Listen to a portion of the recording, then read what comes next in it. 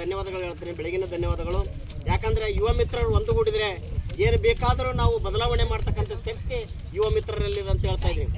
ಒಂದು ಮಾತು, 16 ವರ್ಷ ಬೆಳೆದ ಮರ ತೊಲೆಯಾಗಿ ಉಳಿಯಿತು 100 ದಿವಸ, 106 ವರ್ಷ ಹಾಳಿದ ಹರಸ ಎಣವಾಗಿ ಉಳಿಯಲಿಲ್ಲ 3 ದಿವಸ ಎಂಬ ನುಡಿ ನಮಗೆ ನೆನಪು ಬರ್ತದೆ. ನಾವು ಎಷ್ಟೇ ಶ್ರೀಮಂತರು, ಎಷ್ಟೇ ಆಸ್ತಿ ಏನೇ ಸಂಪಾದನೆ ಮಾಡಿದ್ರು ನಾವು 3 ದಿನದಾಗ ಎಣ ಹೋಗಿ ಸುಡುಗಡೆಗೆ ಇಡ್ತಾರ. ಅದೇ 10 ವರ್ಷ ಬೆಳೆದಿರ್ತ ಮರ ತೊಲೆಯಾಗಿ ನಮಗೆ ನೆಳ ಕೊಟ್ಟಿದೆ.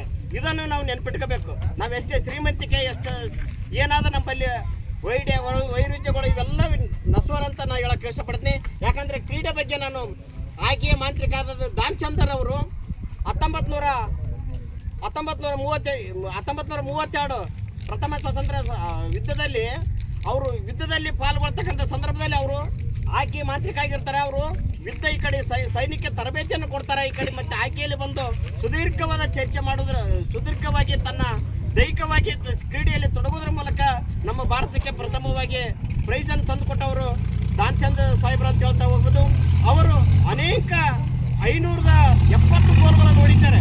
570 ಗೋಲ್ಗಳು ಹೊಡಿಬೇಕಾದ್ರೆ ಭಾಳ ಕಷ್ಟ. ಯಾಕಂದ್ರೆ ಅವ್ನ ಬಳಿ ಇರ್ತಕ್ಕಂಥ ದೈಹಿಕ ಶಕ್ತಿ ಇರ್ತದಲ್ಲ, ಅದು ಕೆಲಸ